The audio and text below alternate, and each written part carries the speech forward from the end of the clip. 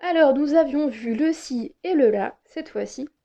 Leçon 6, donc on a la page 22, on arrive au sol médium, donc le sol du milieu, je rappelle. Le sol médium, c'est cette note. Donc vous voyez là, cette fois-ci, la bulle est posée sur la portée. Hein. Alors, le sol médium, pour le doigté, on va avoir 1, 2, 3, 4 de la main gauche. Donc là, on va avoir le pouce, l'index, le majeur et l'annulaire de la main gauche. Et pour la main droite, on retrouve encore notre cinquième doigt qui est posé. Bon, il y a toujours le pouce en dessous qui maintient votre flûte, forcément, mais c'est pas un doigté qui est appuyé, donc voilà. On a bien le cinquième doigt, donc votre petit doigt qui va appuyer sur la touche habituelle, qui est sur la patte de la flûte. Alors, donc on a des petites choses bien sûr qui nous sont dites. Bien garder les doigts juste au-dessus des clés quand ils ne sont pas appuyés. Donc c'est ce que je vous disais au tout départ, quand on n'actionne pas les touches avec les doigts, eh bien on va quand même les garder au-dessus, prêts à appuyer. Parce que s'ils restent en dessous de la flûte, alors déjà vous allez avoir une mauvaise posture, puis alors après pour venir changer ça, c'est compliqué. Donc on prend tout de suite les bonnes habitudes, on met bien les doigts au-dessus des touches. Maintenir la tête bien droite afin que l'embouchure ne tourne pas. Voilà la posture, toujours, qui est importante.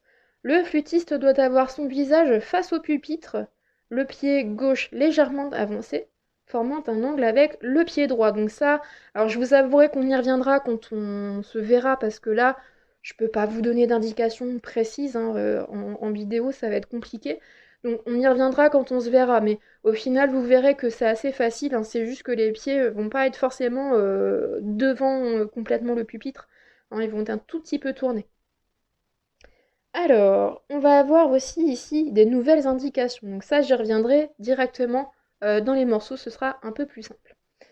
Alors, vous avez déjà ça, la noire égale 80, c'est ce dont on parlait la fois dernière.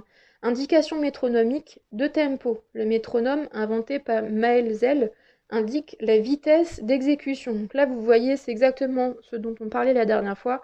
Noir égale 80, c'est tout simplement 80 pulsations dans une minute, qui vont être régulières, et donc c'est ce que va nous indiquer notre métronome.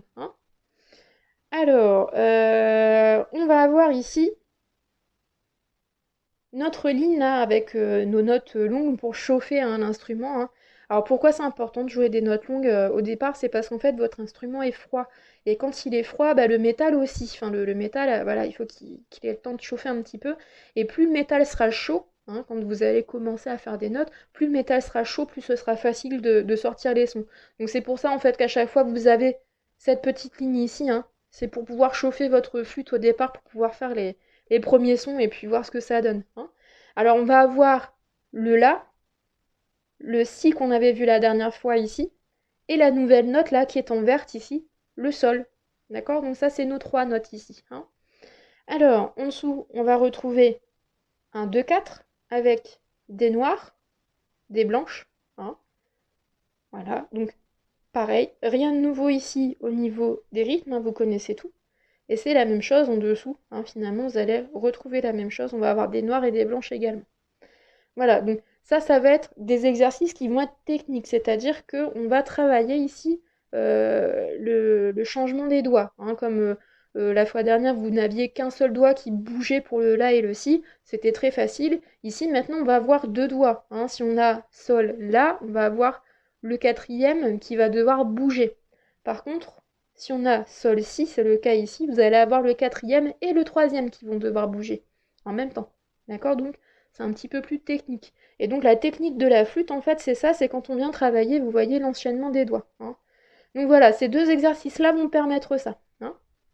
Et une fois que voilà qu'on est avec un joli son sur ce premier exercice, et avec une technique solide ici sur les deux exercices du bas, eh ben on peut attaquer nos morceaux. Alors qu'est-ce qu'on trouve ici? Au clair de la lune. Donc je pense que ça tout le monde connaît. Et donc on a ici du 2-4 avec des noirs, des blanches. D'accord? Donc des choses que vous connaissez très bien. Donc on retrouve notre sol, bien sûr, notre la et notre si. D'accord? C'est les trois notes dont vous allez avoir besoin pour ce morceau. Ensuite, on va avoir du Etino numéro 6. Même chose, pas de nouveauté. On est sur un duo avec un 4-4, des noirs, des soupirs et des blanches. Et ici, on retrouve ici notre demi-pause. Voilà, donc je prends un peu plus loin quand même pour ce duettino numéro 6. En fait, si vous regardez dans la globalité, vous voyez qu'il n'y a pas de nouveauté, hein, à part la note, le sol. Sinon, le reste, vous connaissez, on a des noirs, des soupirs, des blanches et des pauses de deux temps, hein. Donc tout ça, vous connaissez, hein, il n'y a pas de souci là-dessus. Alors je prends le à toi de jouer numéro 6 qui est en dessous. Et alors pour celui-là, donc globalement là si vous regardez c'est pareil, il n'y a pas de nouveauté non plus, on est toujours sur des noirs, des soupirs, des blanches et des silences de deux temps. Mais il y a des petites nouveautés quand même, alors je vous montre ici. En fait, au niveau de la notation, vous voyez, on a un C ici juste à côté de la clé de sol. Et bien tout simplement, ce C, ça va être la même chose que ce que vous aviez ici juste au-dessus, le 4-4. Hein, c'est exactement la même chose, c'est juste la notation qui est différente, mais c'est exactement le même principe. On a quand même 4 pulsations de noir dans la mesure, hein. Vous voyez la première noire par exemple. La première mesure, par exemple, pardon, on a bien une noire, un silence de un temps, une noire et un silence de un temps. Bah, tout ça, ça fait bien 4 pulsations de noir dans notre mesure, hein. Donc voilà. Et on a cette deuxième chose ici à la toute fin. On a un rite avec un point et plein de petits traits juste à côté. Alors je prends déjà les petits traits juste à côté. En fait, tout ça, ça va vous donner la longueur, hein. Ça veut dire que ça va aller de là jusqu'à de là, d'accord, sur l'effet demandé. Alors qu'est-ce que c'est l'effet demandé? Eh bien, je vais me référer à ce qui a marqué sur ma page de gauche. Alors on nous dit, donc c'est ici, hein, rite, ça veut dire ritenuto. En fait, c'est une abréviation. Donc c'est un mot qui est raccourci, hein. Par exemple, ici, vous avez, je vous montre, hein, numéro 6. Eh ben, c'est pas écrit numéro en toutes lettres, hein. Vous voyez, on a mis un N avec une petite bulle juste à côté. Et pourtant, on sait que ça veut dire numéro. Bah, c'est une abréviation, hein. C'est parce qu'on a l'habitude de le voir noté comme ça, hein. C'est un mot qui est raccourci, en fait. Donc là, c'est la même chose. Rite, en fait, ça veut dire ritenuto, donc en retenant le tempo. Alors qu'est-ce que c'est le tempo? Donc c'est marqué en dessous. Le tempo désigne le mouvement. En fait, le tempo, c'est votre vitesse dans votre morceau, hein, c'est la vitesse à laquelle vous allez aller. Et donc ici, donc, vous allez garder noir égale 80 sur tout le morceau, d'accord? Et arriver ici sur votre rite à la fin, ici, on va ralentir un petit peu. On va retenir le tempo à la fin, hein, pour avoir une fin qui va ralentir un petit peu. Voilà donc pour ce à toi de jouer numéro 6. Donc je vous montre, hein, ce que ça donne, hein, déjà le Do. Et puis donc je vais vous montrer alors cet exercice-là. Et puis donc les trois morceaux qu'on a sur la page, hein, sur la page de droite, la page 23. Donc voilà, du coup là je suis sur la page 22, donc je vais vous faire les deux exercices du bas, hein, de la page 22.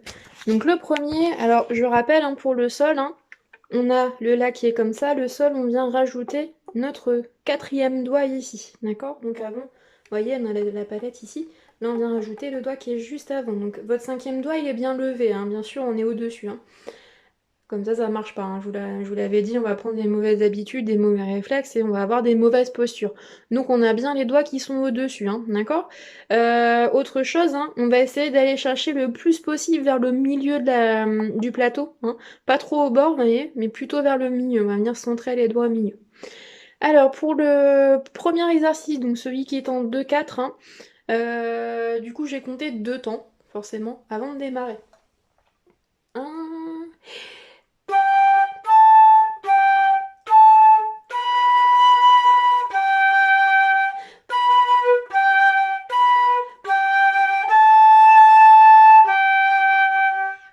Et celui qui est en dessous, c'est exactement le même principe, hein, on a toujours des noirs et des blanches, mais cette fois-ci avec des notes différentes.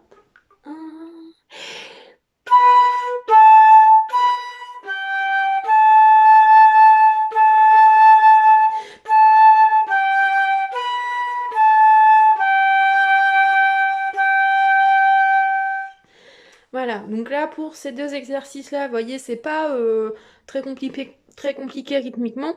Par contre, comme on a 3 notes différentes, il se peut que voilà, ça vous pose un peu problème le fait d'avoir ces 3 notes. Donc n'hésitez pas à le lire avant, hein, comme vous faites en formation musicale. N'hésitez pas à lire votre partition avant à voix haute, avec le nom des notes, avec les rythmes, hein. Voilà, ça peut vous aider après pour la suite, pour mieux comprendre ce que vous devez jouer, hein.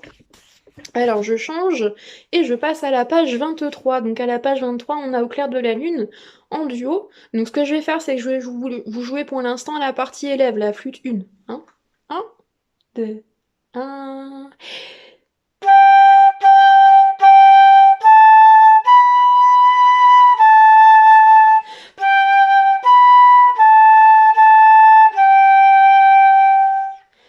Et je vais vous jouer aussi la deuxième flûte, la partie professeur, pour que vous puissiez le faire en version duo si vous le voulez. Hein, 1, 2, 1.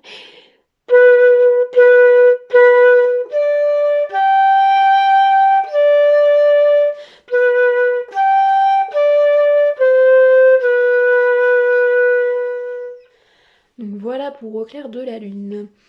Alors je passe ensuite au duettino numéro 6, hein, qui est juste en dessous. Donc là je vais vous faire que la flûte 1, mais si vous voulez le faire en version duo, n'hésitez pas à mettre votre CD. Donc là il vous propose la piste 17. Donc là je vais faire juste la flûte 1, hein, la partie élève. 1, 2, 3. Chute, chute, chute, chute, chute,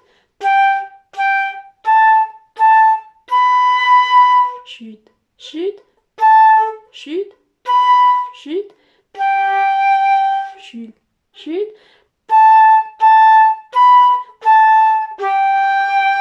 chute, chute. Donc voilà, ça c'était pour le duettino numéro 7. Numéro 6, pardon.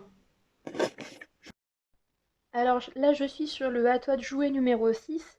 Hein, donc, comme je vous l'expliquais, le C, hein, c'est pour 4 pulsations. D'accord?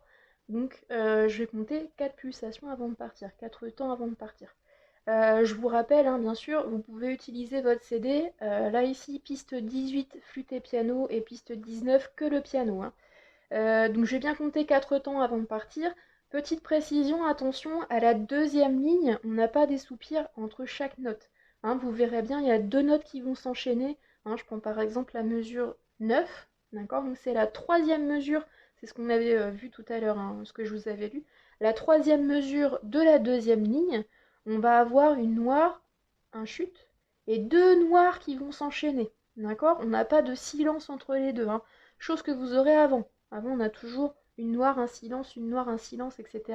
Là, c'est pas le cas. À partir de 9, attention, les notes vont se resserrer. Donc attention, petit piège, hein. Donc je fais du coup À toi de jouer numéro 6. 1, 2, 3. Chute, chute, chute, chute.